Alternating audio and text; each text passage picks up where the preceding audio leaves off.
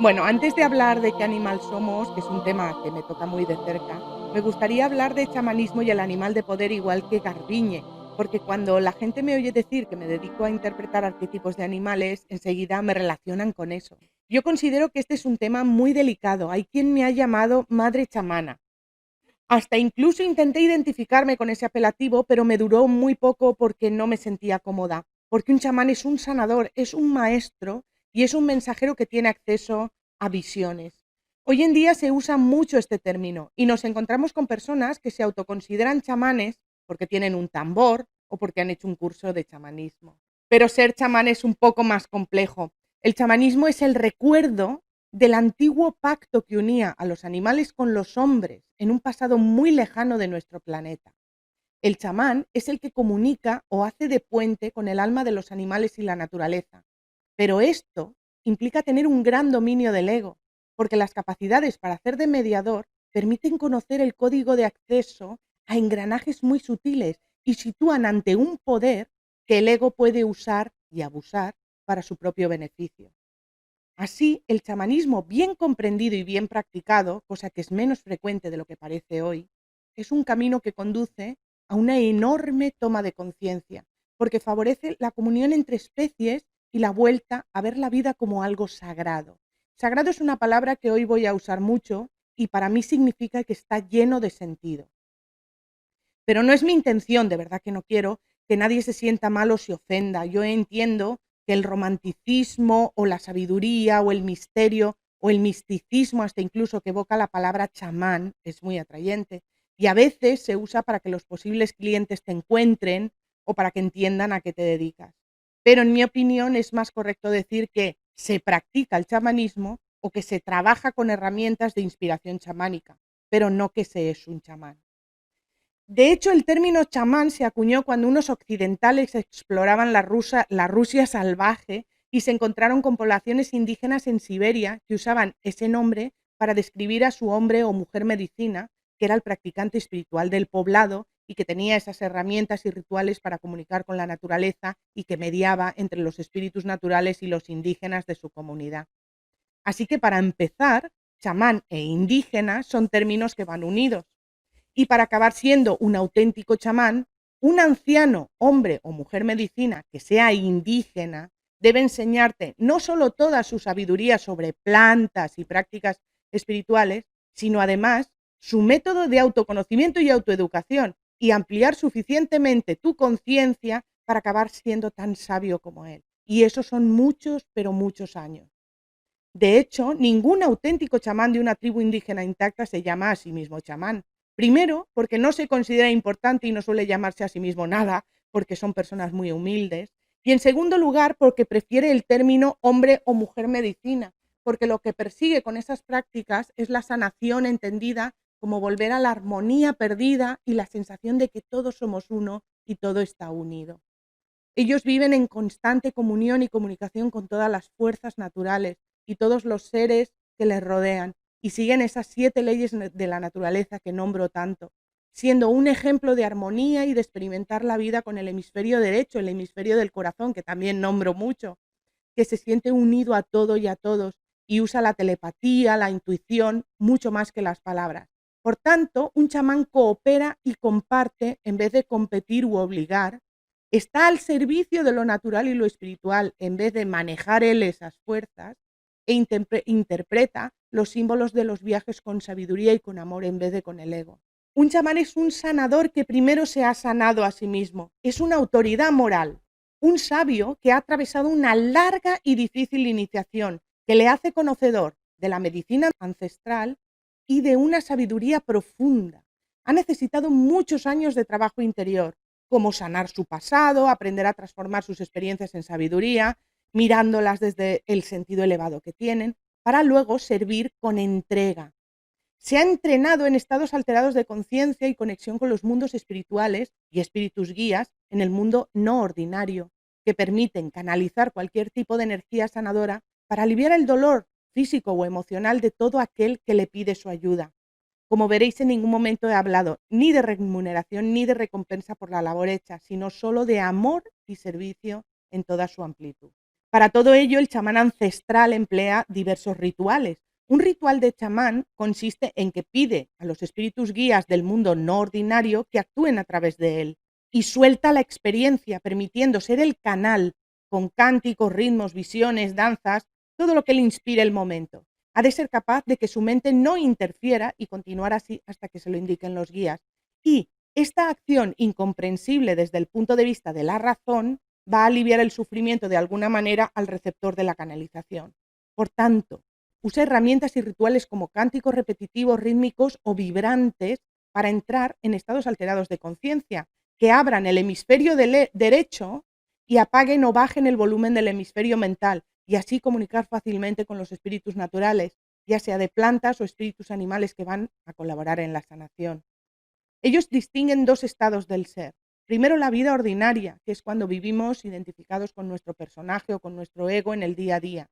Es el que interpreta y juzga la realidad con nuestro punto de vista personal. Es decir, cuando el cerebro está en ondas beta y el hemisferio izquierdo o mental es el que domina. Y también distingue los mundos no ordinarios, que podrían llamarse mágicos, en los que la veneración por la madre tierra y el animismo fomentan la comunicación a niveles profundos con espíritus elementales, con animales y vegetales y los espíritus guías. Son estados a los que se accede poniendo el cerebro en ondas alfa o más profundas, que son las adecuadas para que el hemisferio derecho coja las riendas y se abra, bajando el volumen al lado mental. Para alcanzar estos estados, con las ondas adecuadas, se practica el abandono consciente de la vida ordinaria. En el chamanismo indígena se suelen usar sustancias extraídas de jugos de ciertas plantas psicotrópicas o enteógenas para esto.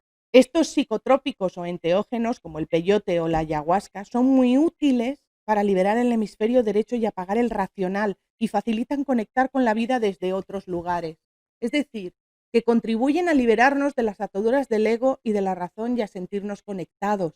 Pero no todo el mundo está en condiciones de usar estas sustancias para apagar el hemisferio mental y liberar el hemisferio derecho, porque el viaje que se experimenta puede ser desagradable si nuestra mente estaba en un estado muy rígido o muy paranoico, o si en ese momento teníamos miedo, porque los enteógenos pueden amplificar esos estados emocionales y hacernos pasar un muy mal rato. Además, en nuestra sociedad tan angustiosamente mental, solemos hacernos adictos a todo lo que nos hace bajar el volumen de la mente, y estas sustancias conllevan este peligro, evidentemente. Pero la buena noticia es que no es necesario recurrir a estas sustancias enteógenas para abrir el hemisferio del corazón. También se abre gracias a relajaciones profundas, al ritmo hipnótico de un tambor, por ejemplo, para llegar a las ondas cerebrales adecuadas. Y una vez estamos en el estado adecuado, se hacen los viajes a los mundos no ordinarios o espirituales para encontrarse con los guías o los espíritus animales que acudan, usando visualizaciones guiadas y soltando el momento. Porque los viajes se inician con la imaginación, pero hay un momento en que se suelta lo que está pasando, por lo que un viaje es una mezcla entre esas sensaciones intencionadas y otras no intencionadas, y con estas últimas es cuando ocurre, con imágenes o palabras que sabemos que no hemos puesto ahí, que nuestra imaginación no ha participado, sencillamente están ocurriendo. Eso sería abrirse a la clarividencia para recibir mensajes. Por tanto, hay que bajar el volumen a la mente, desidentificarse del ego, elevarse sobre la vida ordinaria, viendo los problemas desde una perspectiva un poco más imparcial, y así abrimos la intuición, la telepatía, todo lo que necesitamos del hemisferio derecho para que ocurra. Hoy en día, el acceso a la comunicación con los animales y otros seres de la naturaleza se está abriendo en nosotros de una forma natural, y cada vez es menos necesaria la figura de un chamán o un mediador. Afortunadamente, estamos encontrando formas de bajar el volumen a la mente y acceder a nuestras capacidades del corazón o del hemisferio derecho, que son, por ejemplo, la clarividencia, la telepatía, la intuición, la inspiración y la imaginación, el sentir que estamos unidos y sentir lo sagrado de la existencia. Son todas herramientas del espíritu, mientras que, desgraciadamente, otro sector de la población se aferra con compulsión y más rigidez a lo mental, que se está volviendo frenético y da la sensación de que en vez de avanzar, retrocedemos. Pero cada uno, desde nuestro libre albedrío, elegimos en qué lado nos colocamos. Y ahora que ya he dejado claro y cristalino que, aunque yo uso inevitablemente prácticas chamánicas, no me considero en absoluto una chamana, sino una persona que trata de abrir su hemisferio derecho, como todas las que tratamos de hacerlo, y conectar a niveles profundos con el amor que nos rodea, Ahora sí, voy con el tema de qué animal somos.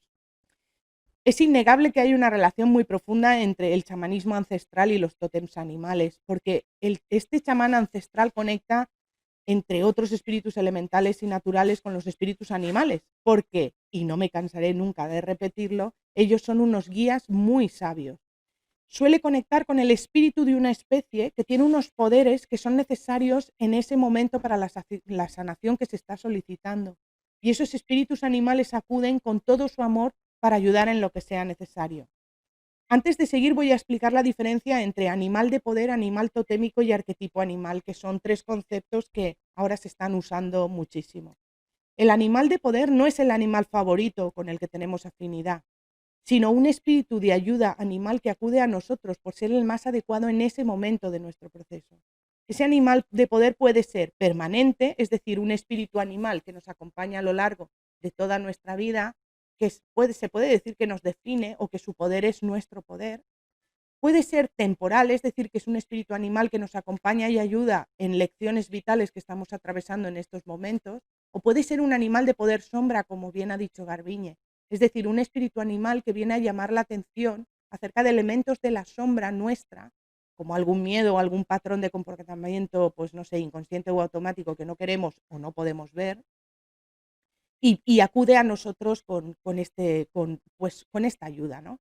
El nombre animal de poder proviene de la certeza de que la forma de vivir la vida el animal o el punto de vista como especie de ese animal es su poder, que podemos identificar como nuestro cuando conecta con nosotros y miramos en nuestro interior.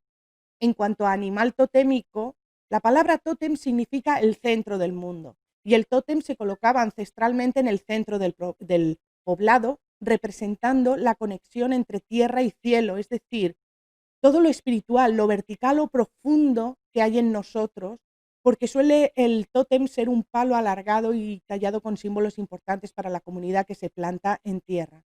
Por lo tanto, un animal totémico es el animal que define nuestro centro, nuestro espíritu o nuestro ser auténtico. Podríamos llamarlo también animal de poder permanente. Es el que describe nuestro corazón en este camino por la vida. Y en cambio, arquetipo es un modelo o una imagen o un símbolo en la mente de cada uno de nosotros que evoca el mismo mensaje a nivel colectivo, por lo que los animales con su comportamiento como especie, leído en lenguaje simbólico, evocan esos arquetipos. Así los animales pueden ser usados como una imagen ancestral con un sentido que es universal, es decir, una imagen comprendida por todos, que forma parte del inconsciente colectivo, que ha sido usada por ejemplo, en los cuentos de hadas o en los relatos mitológicos, o en mi caso yo lo uso para el crecimiento personal, porque el arquetipo de cada animal aporta claves para que los que conectan con ellos se conozcan y se reconozcan. En el libro que ya he comentado, El alma de los animales, de Daniel Meuat, que es un explorador de lo espiritual con la capacidad de hacer viajes astrales del que ya hemos hablado, dice: cada persona posee una señal que es percibida por los animales como una cualidad o energía de una forma animal. Este animal está impreso en su comportamiento como una guía desde el nacimiento. El hecho de ser consciente de esto es estar ligado a la fuerza primordial de la naturaleza y tener la posibilidad de comprender la vida. Ese animal es como un hilo conductor por el que remontar hacia la propia esencia, de ahí la importancia de conocer y conectar con los animales guía. Lo leí ya en otro programa, pero es que me parece tan importante volver a leerlo. También dice, aprender a amar a los animales es aprender a amarnos a nosotros mismos. Y también dice, los humanos no realizaremos ningún retorno hacia nuestra propia fuente sin aceptar primero volver a encontrarnos como los compañeros de ruta que fuimos antaño con los animales, porque ellos son una de las claves por las que nuestro corazón se abrirá. Por lo tanto, los animales, ya sea presencialmente o contactando con su espíritu o comunicando con la telepatía, son mucho más importantes de lo que nos creemos para nuestra evolución como individuos y como especie, porque están en nuestra esencia más íntima. Primero, porque como ya he dicho en otros programas, ellos viven desde la conciencia del corazón, la misma conciencia que tenemos albergada en nuestro hemisferio derecho y que en nosotros está oscurecida por el hemisferio mental. Y para sobrevivir como especie, estamos en una etapa evolutiva en la que necesitamos más que nunca abrir este hemisferio y volver a sentirnos unidos a todo y a todos y sacralizar la vida ordinaria tal y como los animales lo hacen, vivir en el ahora y ser el amor que somos. Y ellos nos enseñan con su ejemplo. Además, porque los animales con su forma de ver la vida, con su punto de vista como especie, nos apoyan, trayéndonos mensajes, lecciones o claves que necesitamos aprender y nos ayudan a observar nuestro interior y a conocernos, identificando nuestro propio poder, que es el del animal que sale a nuestro encuentro para que creamos en nosotros mismos y nos amemos como base para amar todo lo demás. Pero lo más importante, porque nuestro corazón tiene un poder semejante al de un arquetipo animal que nos define. Una de las formas de conectar con ellos es en los sueños. Si un animal aparece en ellos, es un aliado de fuerza con el que hemos conectado y en ese caso podemos averiguar sus lecciones, buscar lo que significa para nosotros y las claves que puede habernos indicado en el sueño. Otra forma de tener un encuentro con el animal totémico es prestando atención a los encuentros en vivo con animales en la ciudad o sobre todo en la naturaleza. Si el animal se topa con nosotros, puede ser nuestro animal de poder o tener mensajes para nosotros.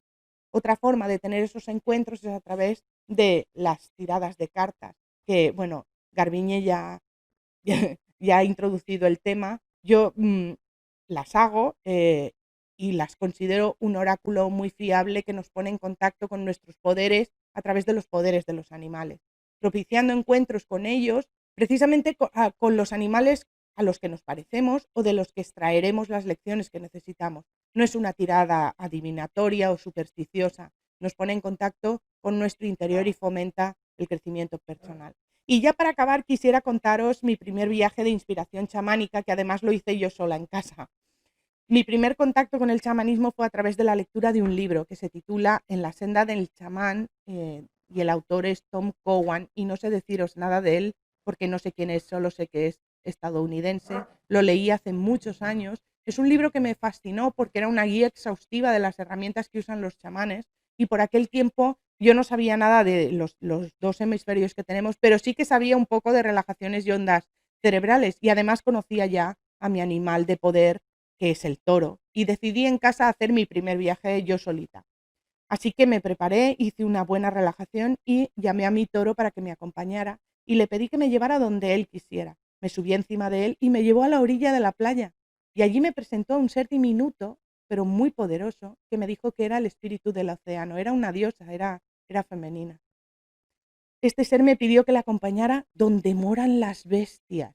Así, lo dijo así, y me llevó de viaje a las profundidades del océano y fue espectacular. Conectar con el océano es importante porque es simbólicamente como conectar con nuestro lado inconsciente y en él no solo están los miedos y la sombra, que es el subconsciente, también está el supraconsciente, es decir, capacidades espirituales que aún tenemos dormidas, que están ahí en potencia.